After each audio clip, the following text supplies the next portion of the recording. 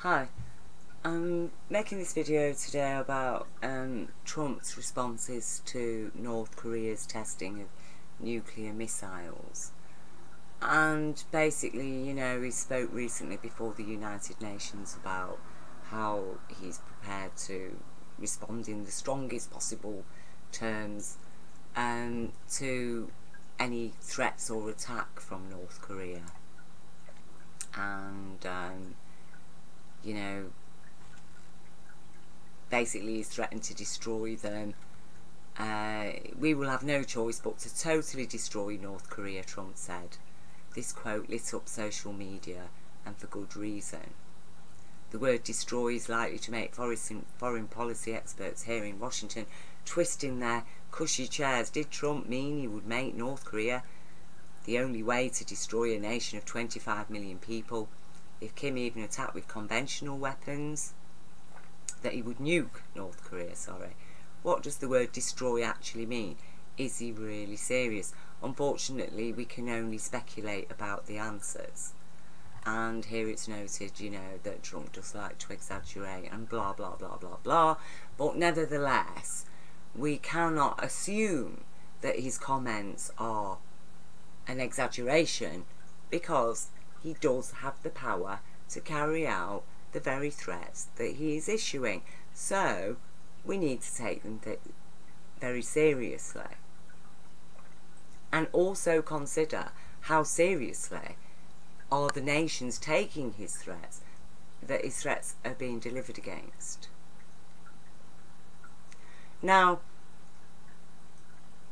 recently I was watching a video, and I'm not going to share it because I don't want to label and name and shame individuals, because that's not what this video is about. But basically I've witnessed people saying, yeah, he should go and nuke them, because if they've got a chance to nuke us, then we need to nuke them before they do it to us. And if it's about protecting American citizens, well, yeah, maybe 25 million people will have to die as a result of the threat that's been posed against the United States of America. So, okay, it appears that the authorities governing North Korea feel that America is a threat against them. Are they unjustified to feel that? Well, it is noticeable that it was only after the American and British United Front had thoroughly asserted that Iraq had no weapons of mass destruction that they then decided to go and invade Iraq. And it is a fact that if North Korea did not have the armed forces that it does have at its command and military capabilities, then doubtless by now North Korea would no longer be a power. And a lot of the problems that North Korea is suffering by way of austerity and even starvation of children in that country is directly related to the sanctions that have been imposed against North Korea, because it is chosen to live outside of the present economic system and climate that's operating in the rest of the world, which is mainly corporate capitalism, which we now know is conspiring collectively to impose corporate communism as part of their so-called New World Order, which we know is thoroughly backed and supported by the heads of that New World Order, who are primarily Zionists and all their cohorts of various other religious elitists, by way of their control of the World Bank and world finances. So, America claims to be a Christian society, and Jesus did ask us to love our enemy.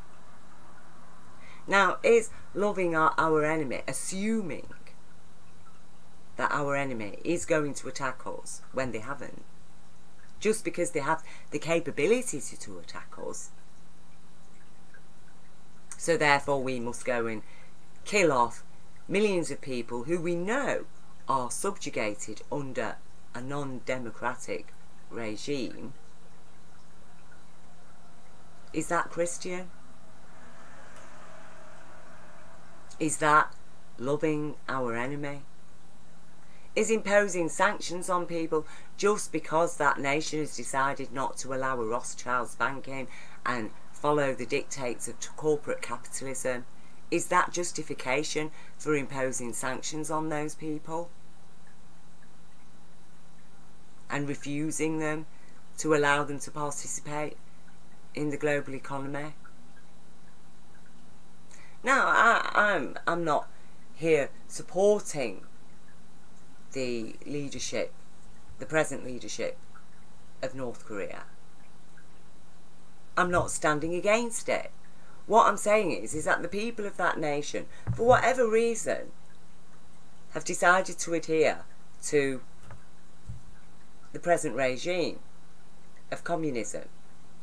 And the world has then conspired to stand against that regime. On what grounds?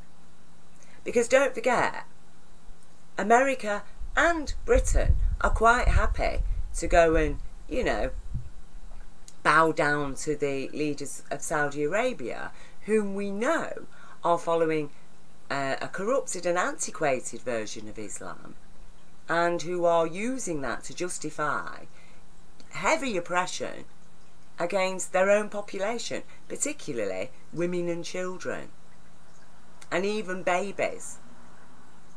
We're talking about a nation where it's legal to marry an hour-old baby, according to The Guardian, which is quite a reputable news source in Britain and isn't known for publishing wild conspiracy theories. So why has Mr. Trump recently been to Saudi Arabia, where people are being persecuted by the state for the very fact that they're claiming women should have a right to drive? So what is his problem with North Korea? Why shouldn't North Korea be permitted to have the same weapons that every other country on earth has? Are they not permitted to have those weapons because they're not a capitalist democracy, the type of democracy that supports capitalism?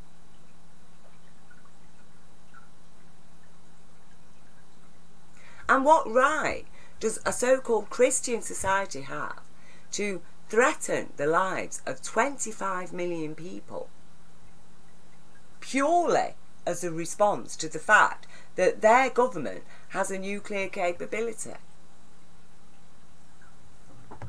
Now, until the government of North Korea comes out and states, we are going to attack America, then nobody has a right to assume that North Korea is going to attack America. And indeed it would be a very stupid thing to do. Now, one of the disturbing things, and like I say, that's why I've not shown the video links, because I don't want to name and shame individuals, because I'm aware of the confusions that operate in this world and the reasons why people are covertly persuaded into following certain ways of thinking and adopting certain judgments.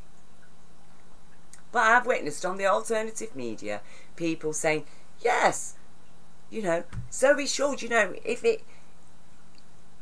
they're going to threaten us, you know, if they're going to have the powers, and we suspect that they might use those powers to hurt us, then yes, we're better off just immediately going and killing 25 million people, if that's what it takes. So I'm witnessing the American people supporting this deranged individual who, for whatever reason, has been placed into power, and we know all the reasons why. But people are supporting it. Yeah, go and nuke them. They've got those things. We shouldn't even tolerate the threat. Go and kill 25 million people. The fact that, as far as we're concerned, those 25 million people are a captive population under a dictatorial regime. But are they really any different from America? Because, you know, America has the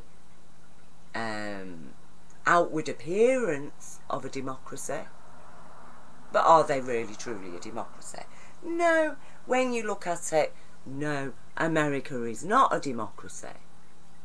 We've witnessed in the last election how hundreds of thousands of people in every state, in the states of America, were denied their legal and lawful right to vote.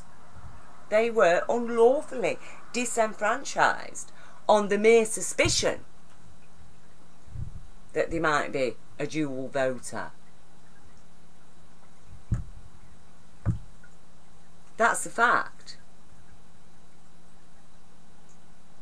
Is America really a true democracy?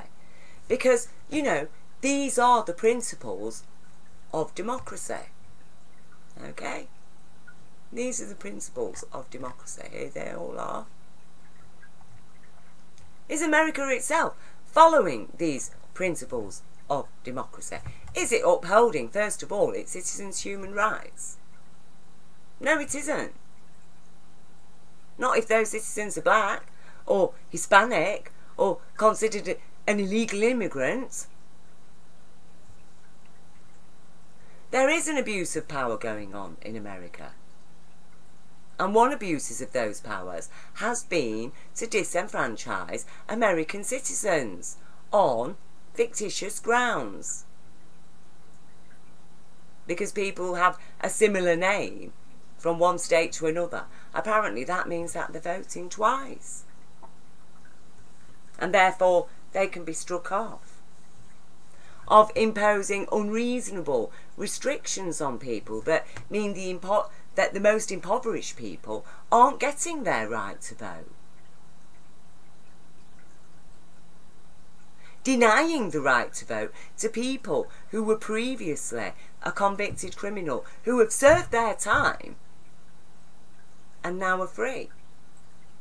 But if they're going to do that against convicted criminals, then what about all the criminal financiers that have brought America and the world to ruin with their fraudulent banking practices, who have never faced any crime, any arrest or convictions? Why? Oh, because apparently they're too big to prosecute. But apparently, no one is above the law in a democracy. So how are the bankers too big to prosecute then? What kind of democracy can claim that openly in its so-called free press? So why are all these bankers still allowed to vote then, who apparently are above the law, which is impossible in a democracy? Now maybe if American citizens, instead of getting all up in a tizzy about the fact that a nation like North Korea has the capability of nuclear weapons, if instead America had stood up and stood by its constitution and questioned the tyranny of 9/11 and the official conspiracy theory, which is reliant totally on denying the laws of physics, then maybe we wouldn't have 1 million Iraqi people dead, maimed, injured and displaced, and even more than that in other countries, when we had all the other Middle Eastern nations now under occupation of ISIS, installed with the help of the so-called coalition of the willing, under the dictates of George Bush and George Bush Sr. on behalf of establishing their new world order. And as I've said previously, it's very strange, isn't it, how people who promote a man like Trump, who is the best friends with top Zionist Netanyahu, themselves are against Jews.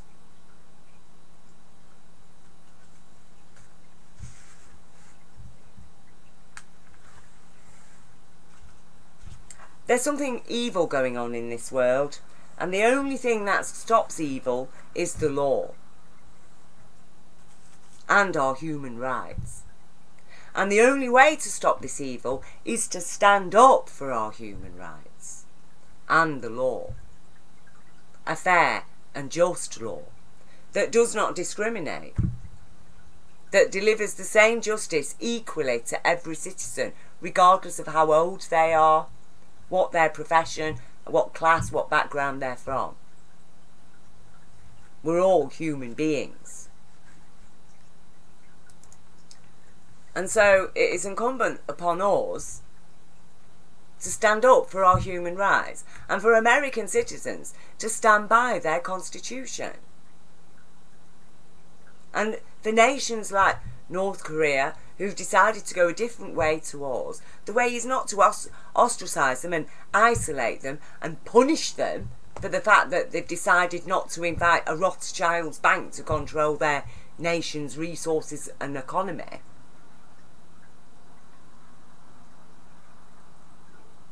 It's to assist them and to help the people.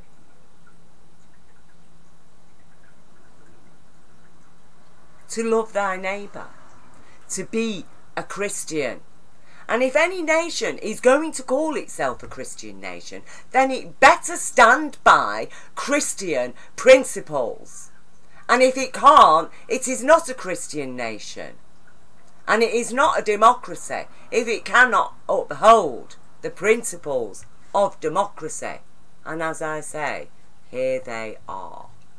Is America upholding these principles? Is Britain upholding these principles? No, it isn't. So British people and American people who are also concerned about North Korea, maybe you ought to start feeling more concerned about your own governments that are robbing you of your rights, your constitutions, your laws, and that are collectively and covertly, by stealth, imposing corporate communism on all of us, on the whole world. Because apparently socialism is something that is only applicable to the criminal global elite who know no divisions. Oh, no. Among them, there are no divisions. It doesn't matter if you're a Muslim that persecutes women on antiquated interpretations of Islam. It doesn't matter if you're a Christian that does the same on antiquated interpretations of Christianity. It does not matter if you are a so-called Jew who operates on not only antiquated but thoroughly maligned and corrupted interpretations of Judaism.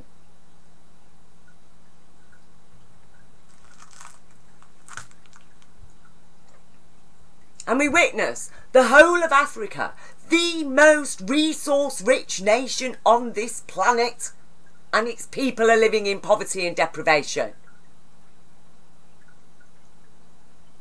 and manipulated by political strategy to continually warring with each other. No. It's time this world woke up. This planet, cannot sustain the nuclear war games now. We've already got one huge nuclear catastrophe happening in the Pacific Ocean by courtesy of TEPCO at Fukushima, Japan. 3 nuclear melt-throughs pouring into the Pacific Ocean, polluting Japan, polluting our atmosphere. Do we need more nuclear wars? This madness needs to stop. And it is only going to stop when sane people stand up for their children's rights. And therein, all other rights shall be established and the law. And these are the rights. Again and again I will share them and I will ram them in front of everybody's face again and again until they realise that until children of our planet have rights to protection and to have to prevent crimes from happening against them, then there is no hope for any nation on our planet, and there's no such thing as a democratic nation. Does America uphold child protection directives? No, it doesn't. Therefore, it's not a democracy. And any nation that cannot uphold these rights is not a democracy, and they're not a humane nation. But that does not mean that we need to shun them, does it? And persecute them and isolate them. It means that nation needs help. It needs education. It needs help. And by appealing to the true intelligence of each nation, the true humanity within each nation, therein we are all empowered. And the life of our planet cannot cope with a nuclear war right now.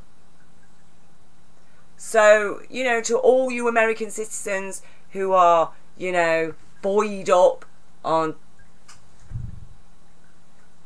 so-called President Trump's speech about how he'd be quite willing to nuke 25 million people at the drop of a hat who were already suffering.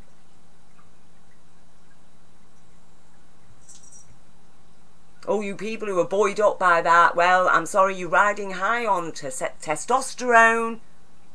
And testosterone is not enough to provide security and a future for the next generation.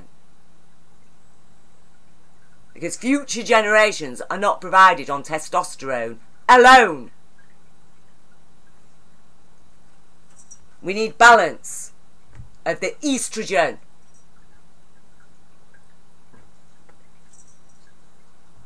And therein lies the answer to all our problems, is to live with balance and to live by example. If North Korea is deemed a threat, help North Korea. Help to educate that nation, help that nation to live as the people wish to live, trade with them, open the doors to them. Isolating them and persecuting them to the extent that they feel the only way they can be safe is by having the same weapons that their oppressors already have and have used. That doesn't help anybody. So, you know, it is up to the people of the world today, as I've said time and time again, we are the last living line of defence between total insanity and a future. A lawful, loving, caring, compassionate future for our children and the life of our planet. It's your choice, humanity, and it's your choice, America. America, you've already ignored your constitution in the very fact that you failed to question the tyrants who did 9/11, and your medias are not democratic because they are supporting an official narrative which itself is fundamentally dependent on a denial of the laws of physics that even the most basic child at school can understand.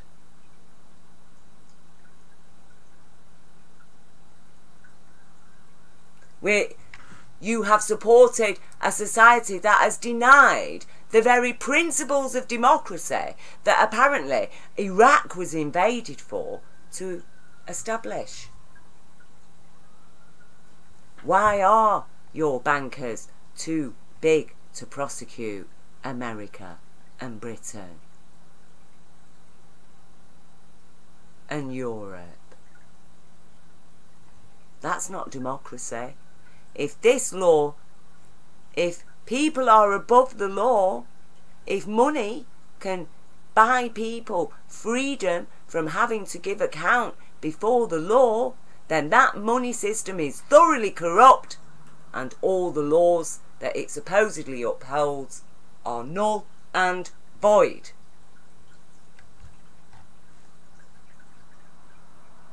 And in such circumstances, what is North Korea then? Is it really a criminal rogue nation? Or is America not a criminal rogue nation? And Britain? And any nation that supports? So the world needs to wake up. And it's a very serious matter when you've got a man whom mental health professionals repeatedly have diagnosed him as suffering from severe narcissism and perhaps even psychopathy, we need to think very carefully when he talks about nuking 25 million people. America might have got away with it after World War II when everybody was under shell shock and harassment and trauma. And now hindsight, time has told the true story that Japan had actually surrendered to America before they nuked Japan. And that now, according to the evidence, it appears that the nuking of Japan was part of some giant scientific experiment.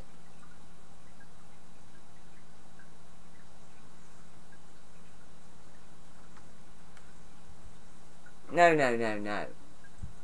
These people have given themselves power after power after power after power, to the extent that we know that the murder of JFK now has been attributed very strongly to inside forces within the American intelligence. Even the death of Martin Luther King, the same. 9/11, a total sham of an investigation. Invasion of Iraq based on a pack of lies. And now they're talking about nuking 25 million people, and we've got, you know, so-called Trump supporters all cheering him on and saying, yeah, yeah, we need to nuke them before they nuke us.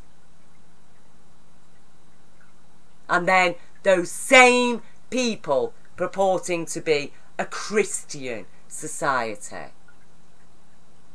Well, people who claim to stand by Jesus better be very, very, very careful. Because as far as I know, Jesus is a real aspect of human consciousness. And those who claim to stand by Jesus better be blooming well sure that they really are standing by Jesus. Because otherwise, they're a traitor.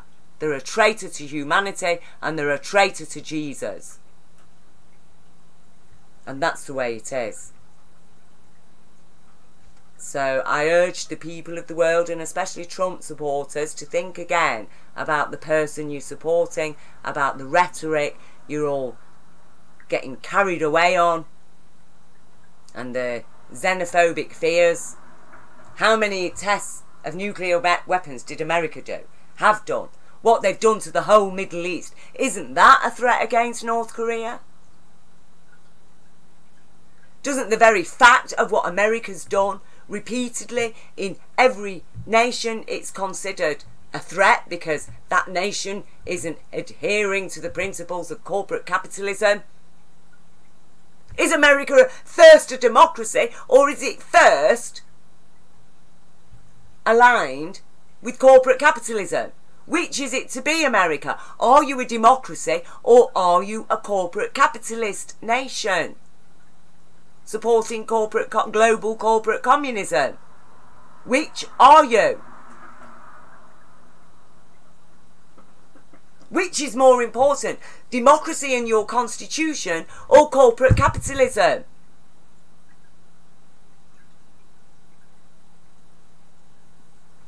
Who has rights in your country? Who has rights to stand equal in front of the law, in the eyes of the law?